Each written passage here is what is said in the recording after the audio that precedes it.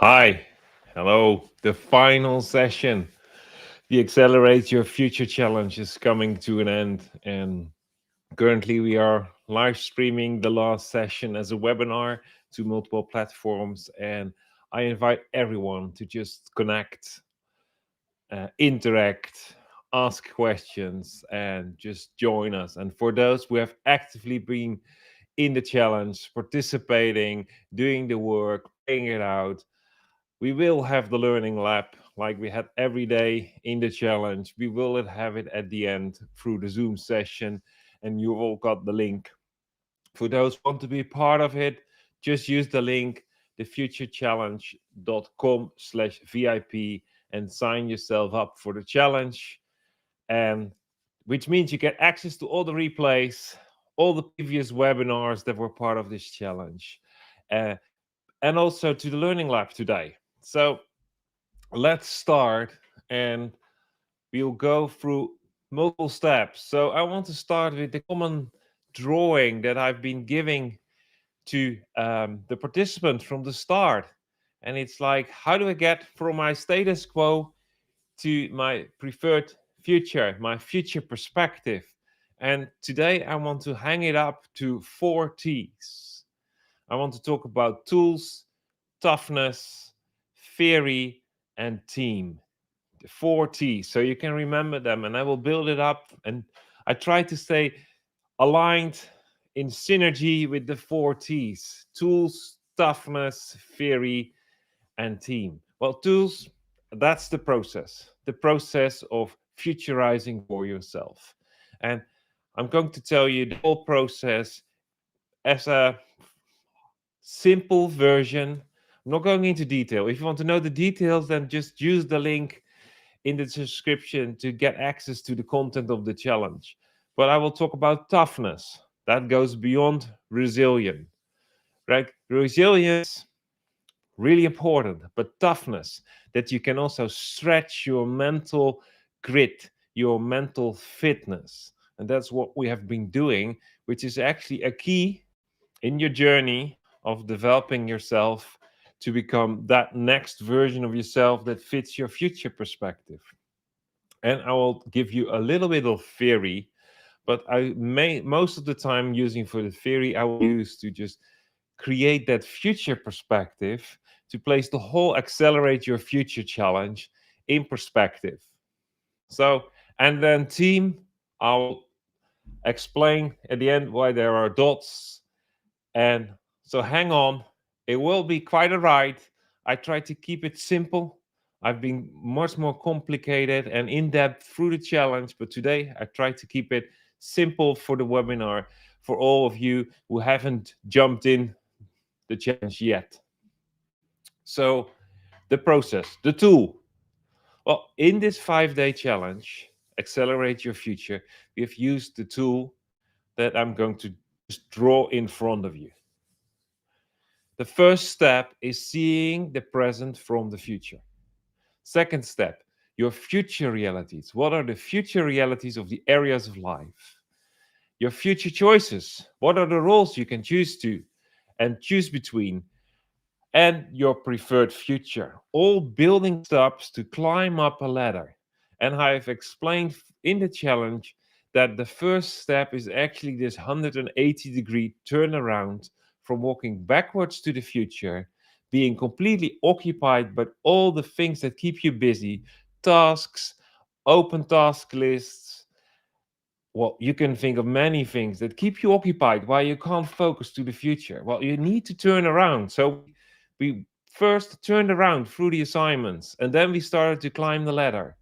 First step was really the future realities.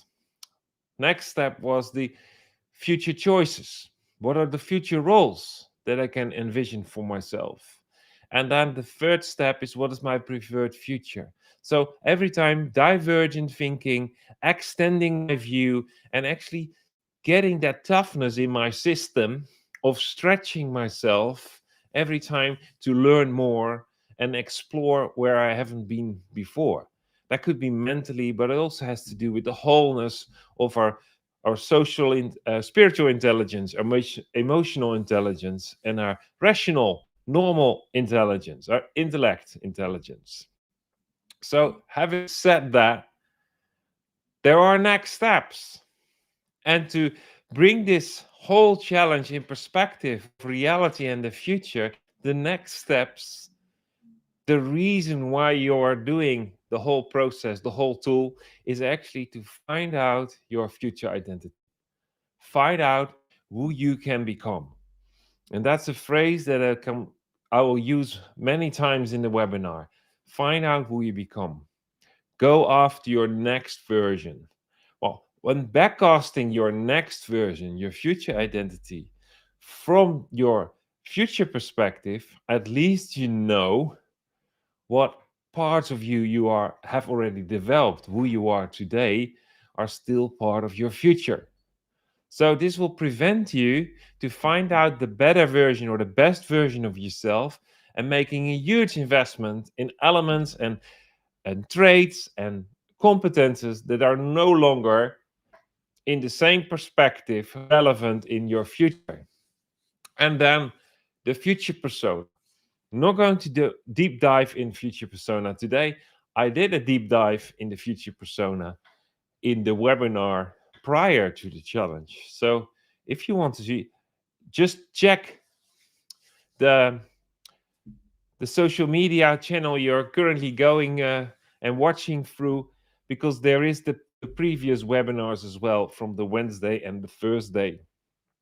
So, and those who are in the challenge, it is in the guides, in the closed Facebook group where all the recordings are. So for you to watch and replay, to take notes, because through the challenge, I've advised you multiple times not to take notes, but really go after the experience. So, taking those two out, I want to deep dive today on future identity. A future identity, and as you see here on the picture, is actually an extension of your message, your unique value, and your heart. Those areas, and you maybe recognize them, the similar shape as the future choices, but where do you carry a unique message of transformation, something you've went through life? Where do you carry unique value where there are no competitors? And what is really your heart in why you gather people around you? Those three areas I want to use and actually build up. And that was the theme of the webinar, from noise to sound to voice to create your future. So we're going to use these three areas actually to become a voice to create the future, which also means your voice to create your future. And that is quite important through the whole process. To speak it out is essential. It is essential for you believing it. So you see something new, you start to believe it, but now you have to transform that into faith. And because faith is the starting point for new strategies. So this speaking about it and explaining it to yourself, you gain you two things: faith, and the other one is actually future language. If you don't speak future language, but you speak language that you recognize from today or from previous attempts, then actually there is no creative force in that language, because probably it is already manifested or demonstrated. So the creative power to create the next is not in it. So the language development is key. And actually, that's your main key for the future, about speaking the right words. And that's what we do with the verbalization. So that's why your voice is really, really key, and not just a luxury. It is your main key to create your future. And probably there are sound bites in you that if we deep dive into them, we find out that there is a true voice hidden. Find it, unlock it, and you're ready to accelerate. Talking about the future, I can't resist to talk about timelines.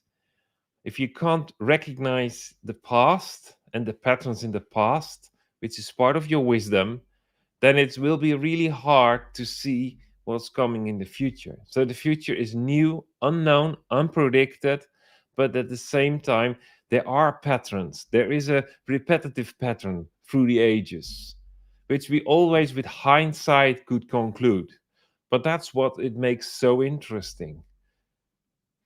Events that are currently happening happened before, and there was a certain sequence following that one, and it is just interesting to study them, not to take them as the rule book, but actually, if elements of it happen again, you can recognize it. And recognizing the future makes life a lot easier when you're looking out to the future.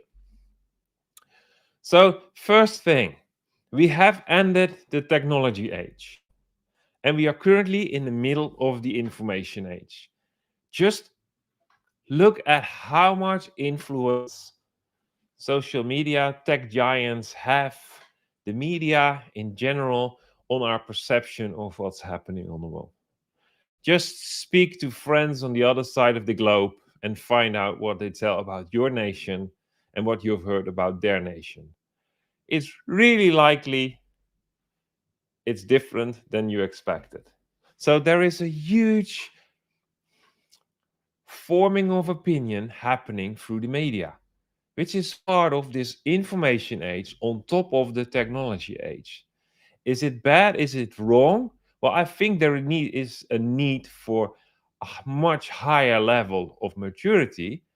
And on our personal end, we really need to start developing a maturity to find out what is really valuable data so that we can make information of it ourselves.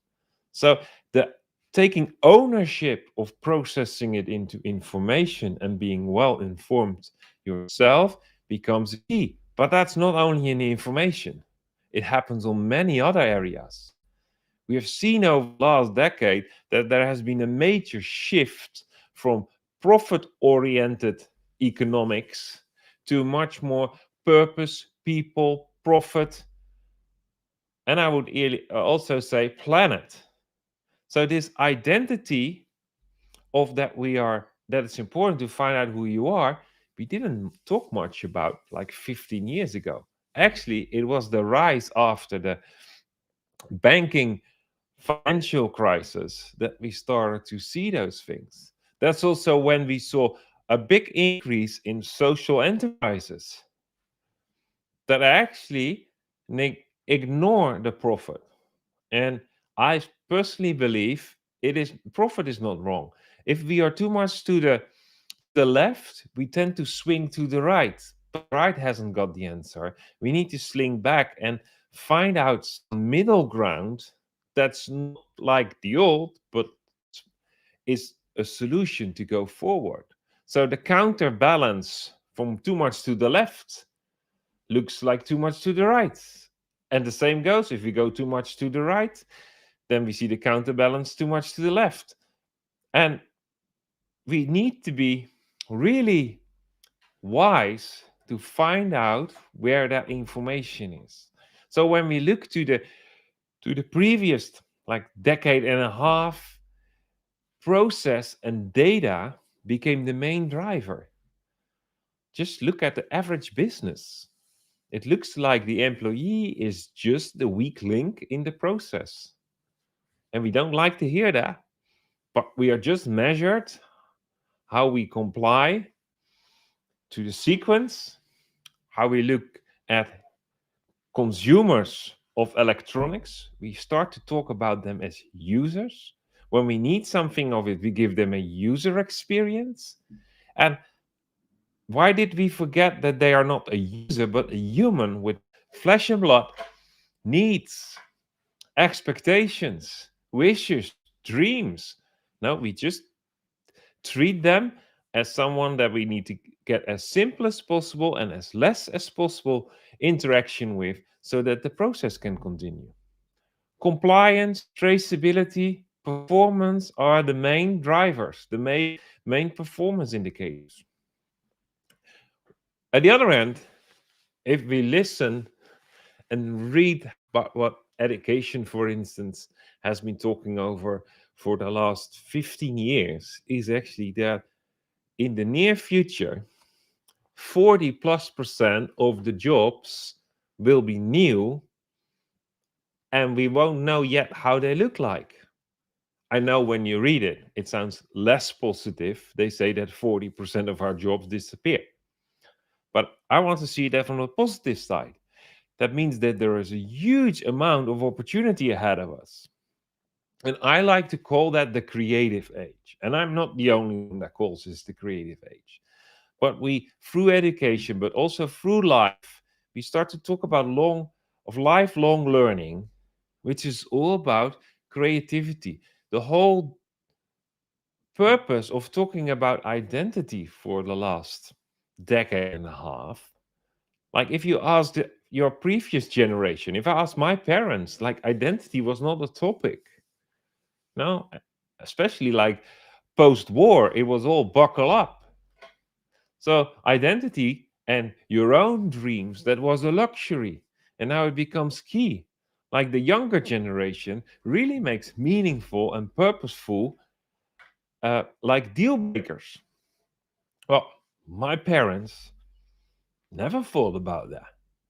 So that's the interesting thing, how to see how generations could work together. But that means that we go to an age, talking about a creative age, but there is a little trick. And I'll take in a moment, I will take that fork, and I use the word fork because currently we see a lot of decentralization happening in the in response to the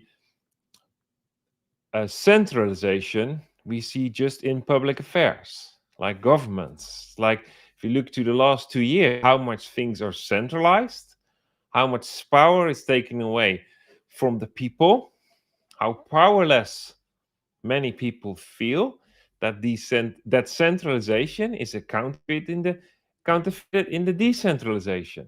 So we get the decentralized banking systems. We get a decentralized internet, like when we talk about internet version 3.0, which is the successor of our current one that is mainly owned by organizations like Google and Facebook. We go to a decentralized version. But it's all about choices.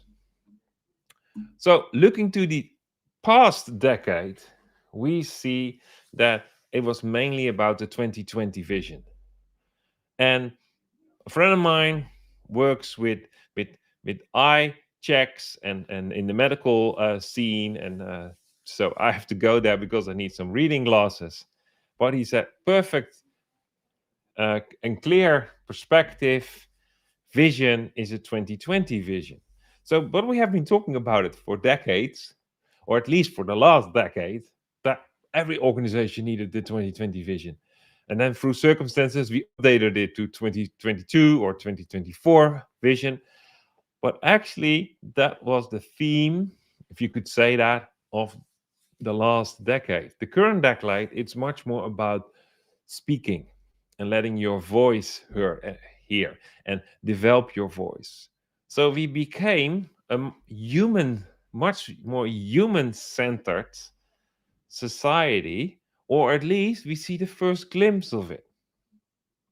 So that brings me to topics when I look through history. That's actually that this is the decade where we are thinking about how to reinvent leadership.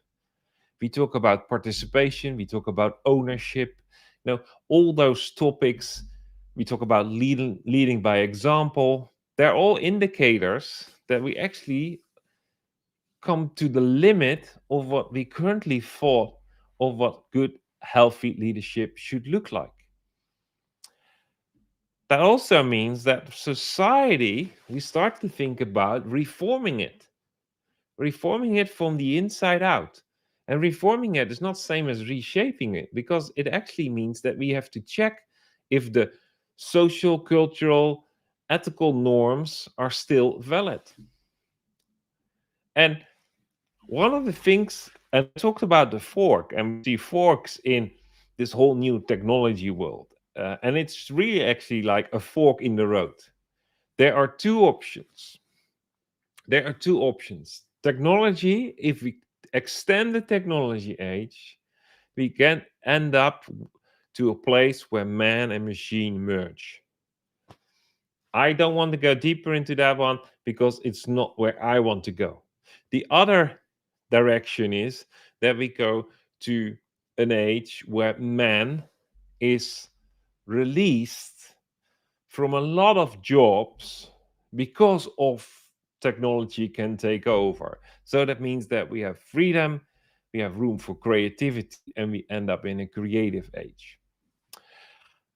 If we look to the world and we really polarize it, like we end up being in those polarized settings when we use the algorithms of modern internet, then actually there's a huge part of the globe that lives from a we context, mainly if we go from Europe to the east, and in Northern Europe and to the west, it's much more an I context. And we call that, with expensive words, individualism versus collectivism. And I believe it is as ridiculous as you could think of. Like, we still treat politics, geopolitics, national constructions if we live on a flat earth. Like, we have a left side and a right side. We have a individualistic and a collectivism. We only have two options. It's really a managerial perspective of things. I have two options and I'm biased for one or the other. But that's actually quite strange because I think it's quite a while ago when we discovered that the world is actually a globe. And if you go too much to the left, you can end up on the right side. If you go to the east, you end up in the west. So it is not as binary as we tend to speak about it. And actually, I don't like both of them. What if we start to think of not we and not I or me, and we start to think of you and I? A society where it is about you and I. And that's different than a society that is we. Actually, this is a society where everything happens in the context of a relationship. I use the word relationship because I didn't want to make an ism out of it. But actually, it is the relationship between you and I that is actually valuable for both. For instance, in a big size collective, there's a huge advantage in scale. First is on the I side, where it's just a solo adventure. The middle ground is actually that it's about shared results. Another one, if we look to purpose in an organization. So, why am I in a relationship with someone else? Because it's purposeful.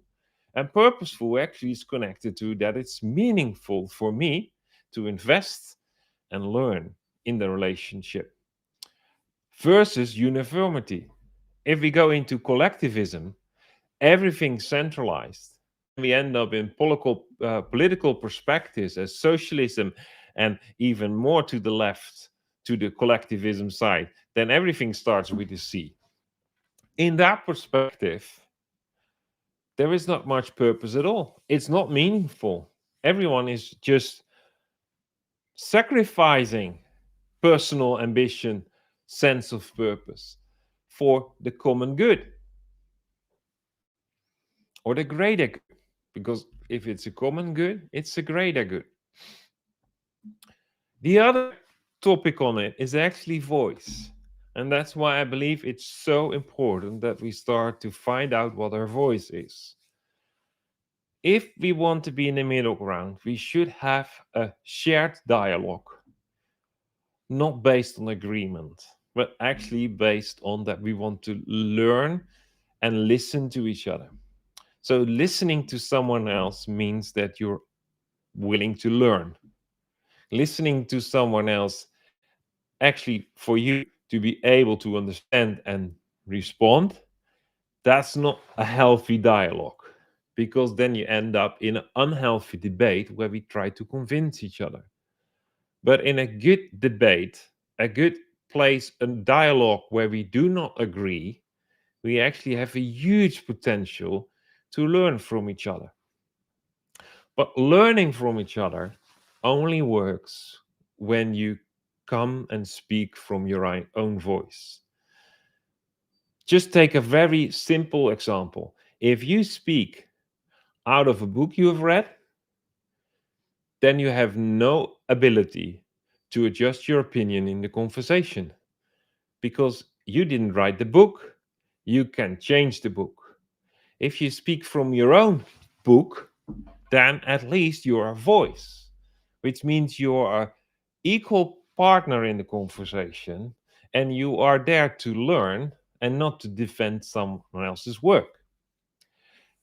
This will change the dialogue dramatically, because now we are in a conversation, a dialogue to learn.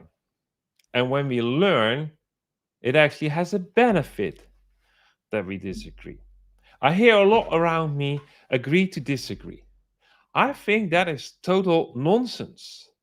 I don't want to agree that we disagree, because that means we have another subject we agree not to talk about. And why should I leave part of what is important, meaningful, and purposeful for me out of the conversation, out of the relationship? I want to be all in the relationship, and I expect actually that you are all in the relationship as well, so that we can learn, we can grow, we can move forward, we can accelerate. So I have placed in the middle team, and I just came across this one a week ago. Team, together, everyone achieves more. I think that really sums up this relational context about you and I. We all hear there is no I in team. Well, I don't want to be in a team where I cannot bring myself with me. I would say there is no we in team either. So let's cut the nonsense out that there is no I in team, because then it has really no benefit for anyone to be in a team. Now, the team is that we together, everyone, so all the I's in the team together achieve more than if they would do it alone.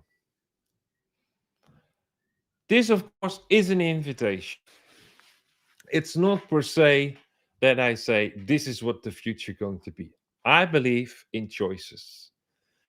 And choices mean that we also have to live with the consequences. So, and I live in a free country where we have the possibility to elect leaders, which means if those elected leaders make a choice, it's the consequences that I have to live with as well. Even if I didn't elect for them, if I'm part of the process, I make the choice as well because I outsource the choice. But on a smaller scale, I should not outsource the choice. I should actually be a owner of my own life. So, talking back to this picture, in a creative age, this voice, this awareness of who I am is key. If I'm aware of who I am, I actually can start to express myself, which is actually my creativity. Creativity is an expression of identity. But what I need to be sure about who I am and who I want to become, I need to feel courageous. I need to be bold to speak up. So I need to be in a safe place. I need to be celebrated. At the same time, if we keep on talking about empowering people as, I would say, a management style, definitely not a leadership style, because a leader doesn't choose a style. A leader is authentic. So, but when we keep talking about empowerment, we should expect powerful people. So why are we still surprised? Just reflective question to the whole society. Why are we still surprised and can't handle powerful people?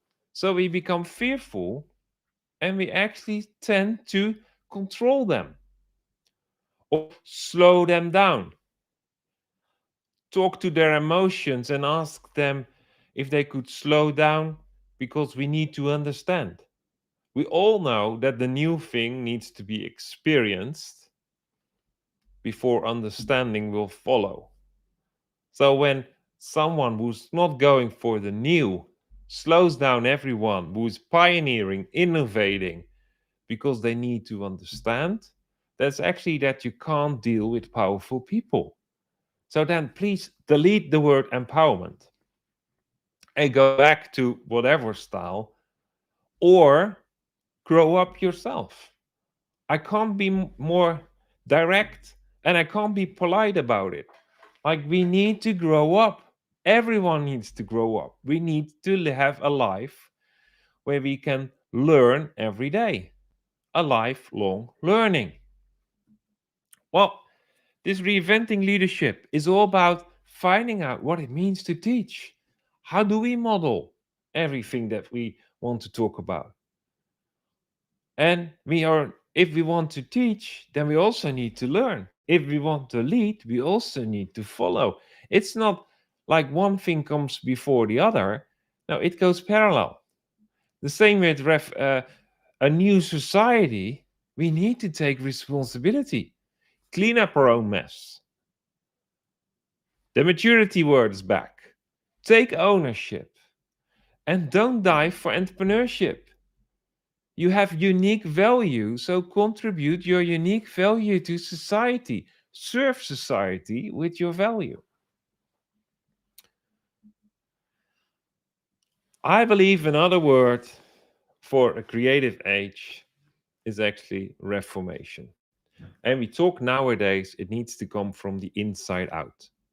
And inside out is actually another word for revival. It comes from the inside out. Life comes from the inside out. And we need to get back to be fully alive. That will overflow in reinventing society, reforming society, our leadership, pioneering. And it would lead to a society that actually is that place where everyone feels free to contribute out of their own identity, a creative age. The last renaissances has not been just arts. No, there was this creative exposure and explosion, but the renaissances changed everything. Our whole society, our whole culture, our law systems, every aspect of society was actually reformed. So it's fascinating to read the real stories about the Reformation because it reshaped or rebirthed society.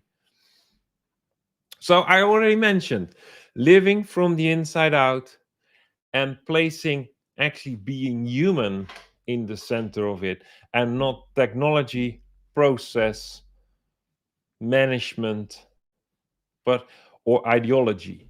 Now, it is about human people that need to grow up and take responsibility for the resources they use for. So that goes for nature, but also for the next generation and also for adding value. We cannot outsource it to someone else, so we have to do it ourselves. I call that a human centered future, where we take our responsibility and our place in the center of everything that happens and are not standing on the outside and complaining. So, living from the inside out means everyone is a leader. You're not born as a leader, you grow up to be a leader. Everyone is a leader. So, it's about making choices or not making the choices. But whatever you do, those that are around you, your loved ones, will be influenced by your choices or the lack of your choices. And that's exactly what a leader does. He determines for the people around him, entrusted to him, the circumstances. And everyone is creative. not just a few people.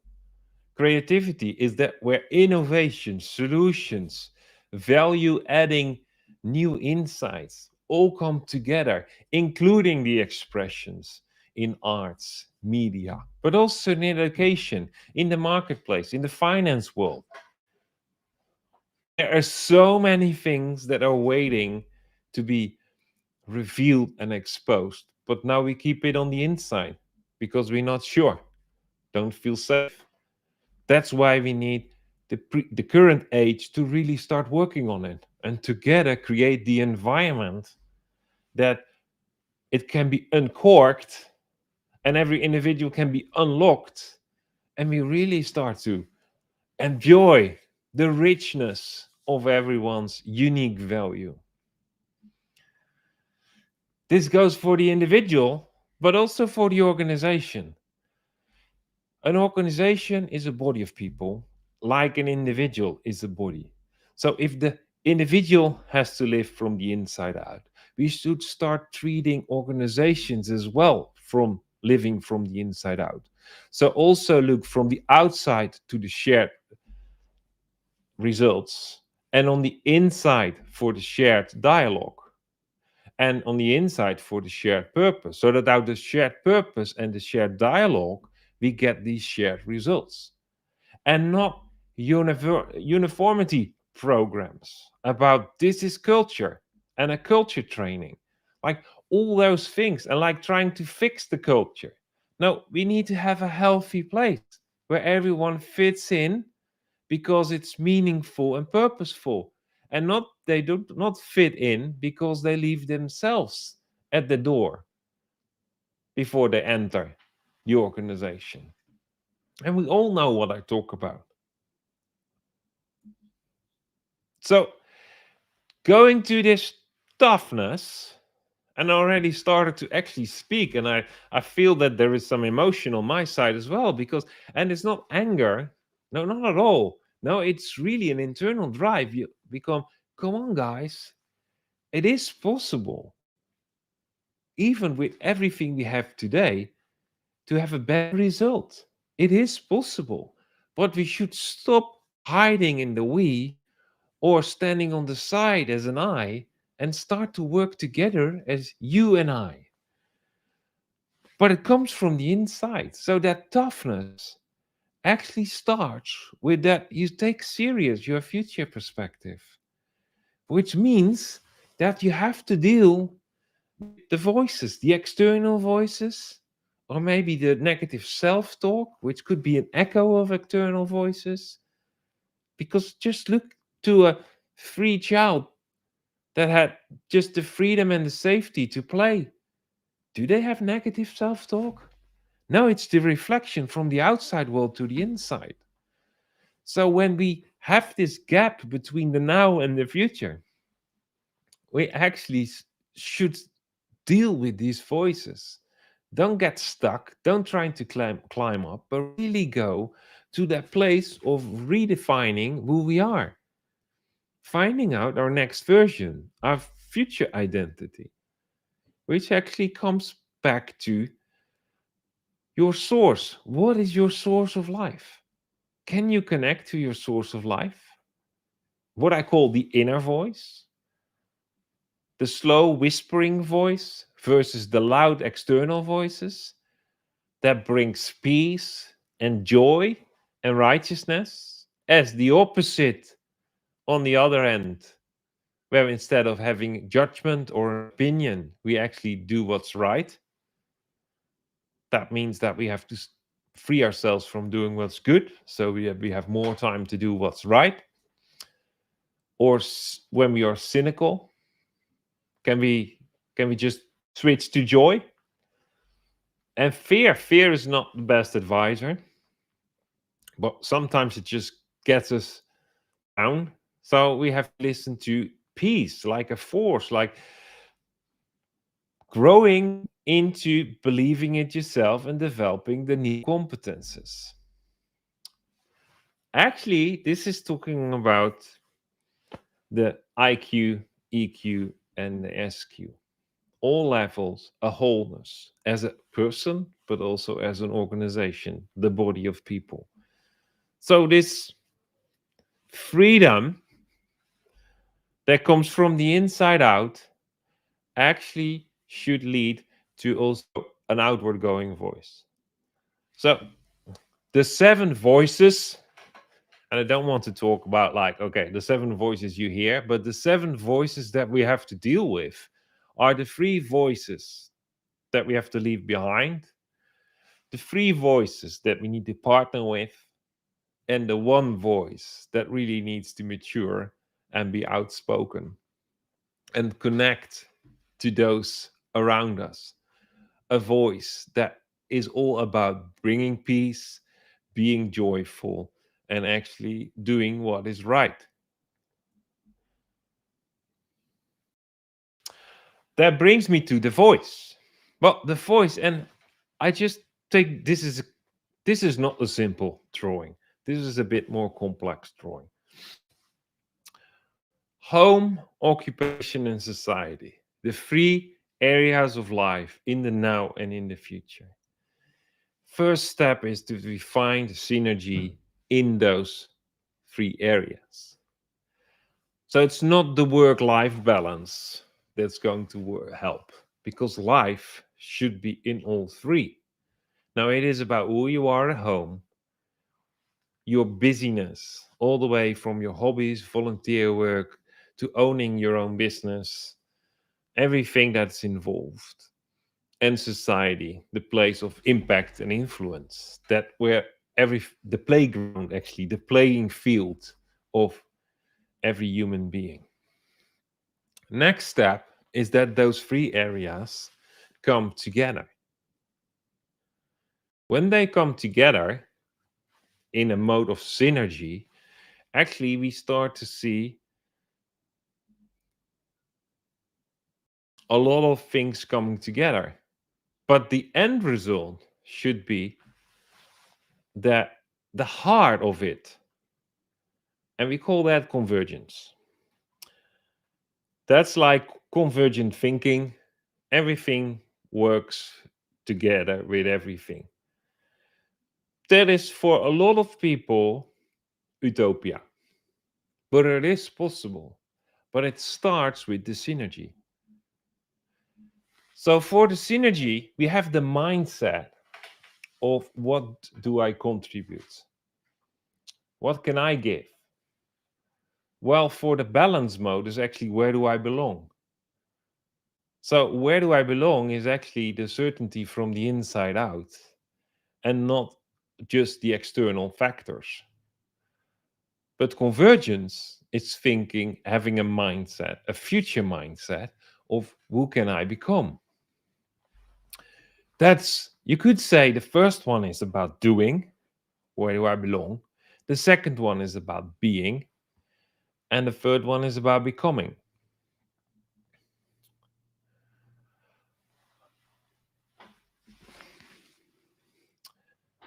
Yeah, this is a good one, and I'm just surprised by my own drawings because there's so much in it. Um, the quarter life crisis. That's actually where we have the first tipping point, tilting point, where we go from belonging to contributing. Actually, that happens for most people, or the invitation comes for most people about the age of 30. Midlife, we connect immediately to the age of 45. Well, actually, that is the time where we have not the crisis, but the invitation. And the invitation always leads to chaos. And chaos is not bad. Chaos is not the same thing as disorder. Chaos is actually the birthplace of something new.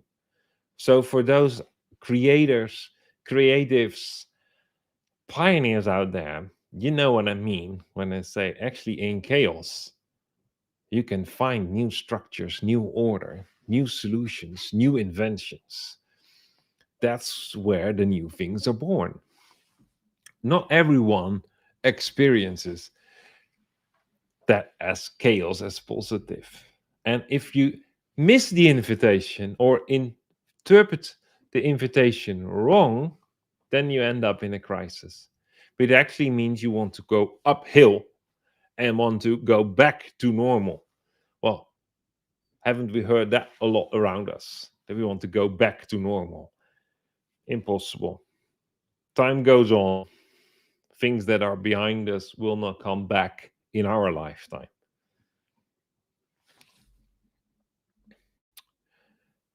So, what happens is actually that we have some noise.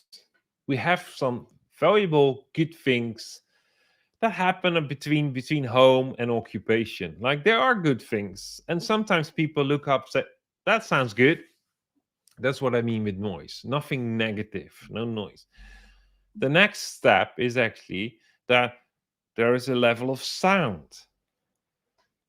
So there is sound between where it becomes to synergize. So you have sound, and actually you become invited to speak in certain subjects. And sometimes you have a seat at the table, but most of the times you're just invited as an expert in a specific area. And we all have that in our life when we are um, that we become an expert because we have been practicing a bit more than those other people around us. But there is a time ahead of us, and many of us already entered it, is actually where we are invited as an expert to listen and challenge it. Or what we say, people have plans and they just ask us to shoot holes in it. That's when you know that you became a voice. You're not just someone that gives advice and they listen to, like with the sound or with the noise that you can be with them. No, it's really that you are invited to really have an opinion and a check on what they want to do. That's when you become a voice. This journey actually runs parallel with the journey of life.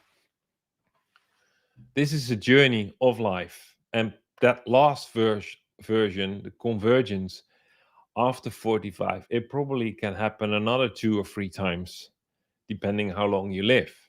But if you just look around us, there is another one around the age of 60. That's where, in the society where I live and have grown up, that's where people start to think of retire. But that's strange because that means that they abandon society or switch to another place in society. Well, actually, they are the carriers of most of the wisdom. So that's literally wasting so much life experience. And I know they have to, it's shifting gear every time and it's reinventing your life. So don't get me wrong. If you worked hard for your retirement, then please enjoy it. But why did you work so hard for your retirement? And maybe that's for the younger people.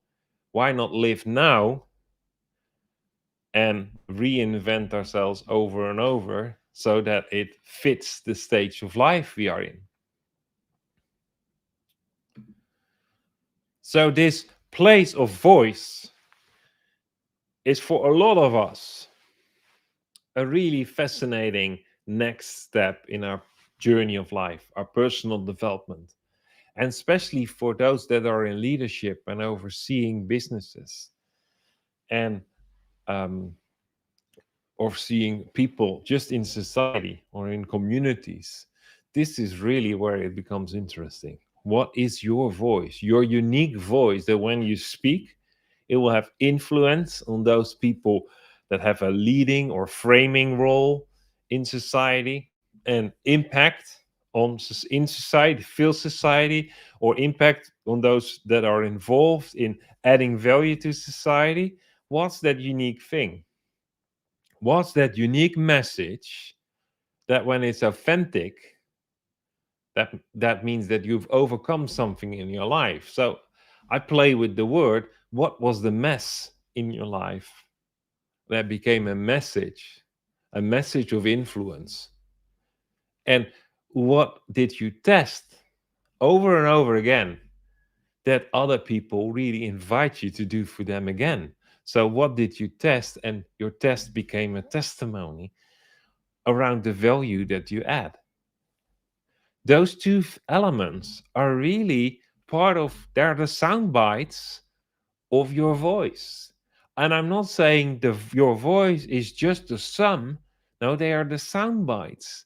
So we can use them and build up and use all our creative tools and thinking to actually find out what that the sum is different than the parts, but much more. Like I said, with the society perspective, it's not just left or right. No, there is something in the middle, much higher. So most of us that are interested in convergence have taken the third invitation in life. The first one was as a child, the second one was as an adolescent, and the third one is like in your 30s, you start to contribute.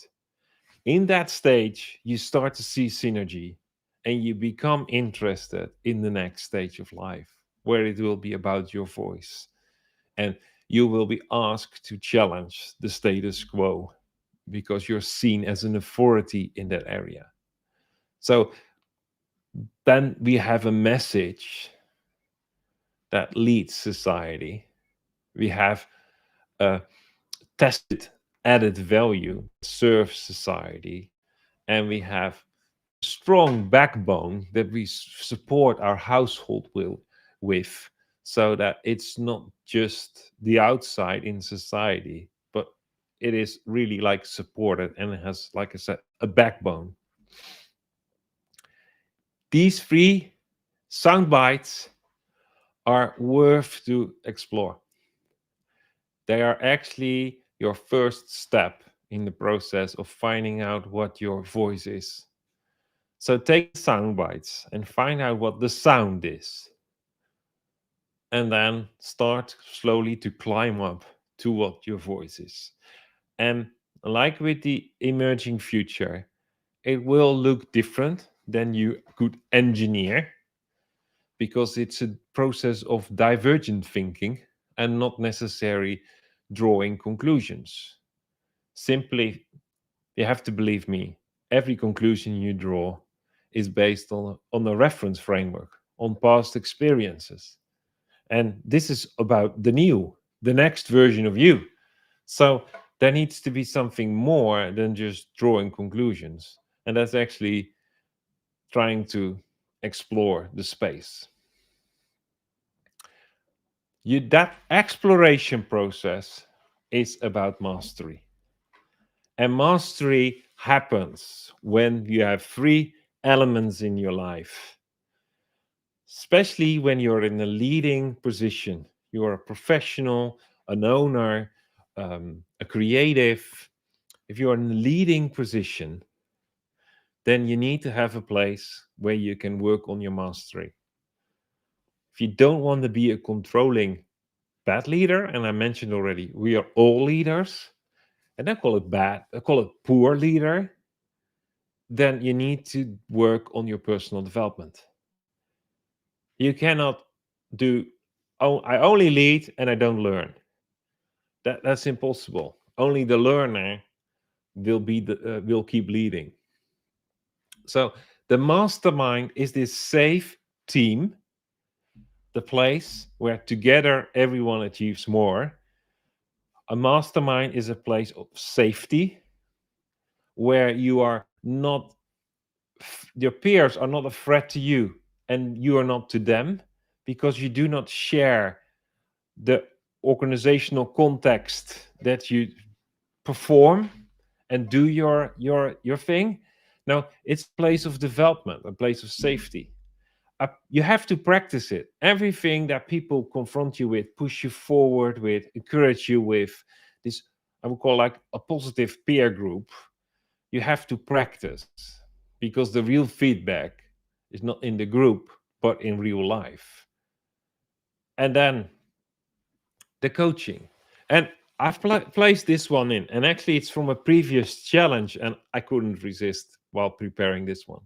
If you want to go fast, go alone. If you want to go far, go together. And we've heard it many times. It's We always quote to it as an African proverb. And actually, I think there is a truth in it, but it's not about making a choice. They both have their own unique application. So making a choice is again managerial thinking and being biased for one or the other. If you want to learn, go fast and go alone, because you could find out that it's not the right direction to go. Then you have learned. That was not failure, that was learning. But you don't want your whole organization just like half a foot behind you.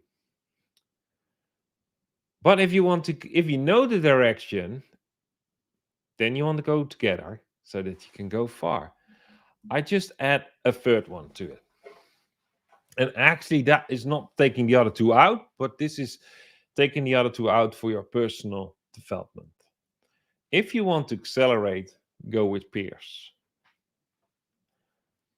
If you want to go fast and far in your personal development, in your convergence, in your life journey, go with peers. Go with an equal playing field of input, reflection, encouragement, without the organizational tensions and paradoxes. Just me time for development. And then, of course, we have coaching. Coaching is really important. Get yourself a coach. Coach is not for the weak ones. The coach is for the good ones that we want to be better ones. So don't step in that West European trap of I'm not weak, I don't have a problem. I talk about the coach. I'm not talking about a psychiatrist or a therapist. I talk about the coach, someone who wants to help you to bring more synergy in your life based on your direction of life. And you need someone to ask challenging questions, to hold the mirror in front of you that you normally don't look into. What I invite you to is actually to try out, test it yourself, what it does for your personal development to be in a mastermind, a positive peer group where you can find your authentic sound bites and accelerate your future identity and develop the voice of influence. A group where you have peer to peer coaching. And I will always say, those that keep you on track, push you forward, but also try to correct you and give you honest feedback. Brutally honest is a key in that. For those that have done the challenge and finished all the assignments and uploaded them, I have given away 10 bonus tickets for a one-on-one coaching session where we're going to deep dive in your future identity and maybe even look at your future persona, depending how fast we go. I give you a 1 hour coaching session, and I will reach out to those who have been working hard by not only showing up, but also playing it out. So I will reach out to you and we will make an appointment.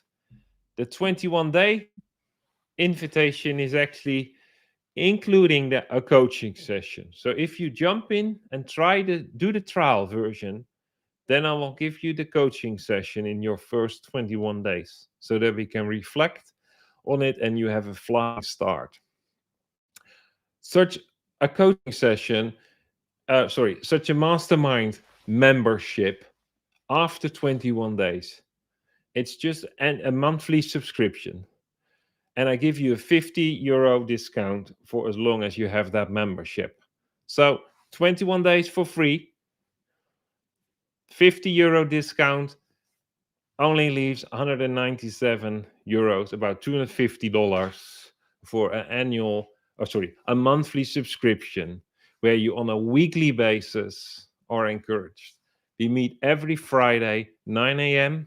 European time, 9 a.m. Central American time. So a weekly 1 hour for personal development. So just make use of it. I would say really get engaged in your future. Just make it work. Just jump in 1 hour a week for personal development to become a better person, a better leader, because you find out what the next version is of yourself, where you want to go. So that brings me to the end.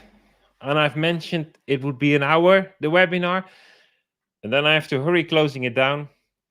I really want to thank everyone that done and finished the challenge. That was really a crazy ride. It is the toughness. And I added some theory, but it is the toughness. It is the getting used that there is so much outside of your mental grid that become part of it. That's what we call a paradigm shift. And with the tools and the insights, I really wish you the best. I want to thank you for your inspiration. I've learned equally amount of it by teaching it than you by just following it and doing the assignments. So keep accelerating and learning, growing, be creative. But I just, from my heart, really encourage you to find your peers. Find a positive peer group. Find a team, because that will be the success factor that you need. You've got the keys, you've got the tools. Now you need the success factor, and that's in finding your peer group. So just check out the offer I just did with the 21 days. Just sign up and join the mastermind groups this Friday. For those who have been running it, we will take the Q&A offline through the Zoom call. So I will open the Zoom call. For those with the VIP pass, you've got the link in your email box so you can connect. And for everyone else, like I said at the beginning, keep interacting, keep encouraging each other, keep giving me feedback, and let's connect for a coffee or a virtual coffee. For now, thank you for watching. It was a full hour of content. I haven't repeat probably any word, so it was probably a fire hose, but take good rest, and I'm looking forward to speak to you soon. Bye.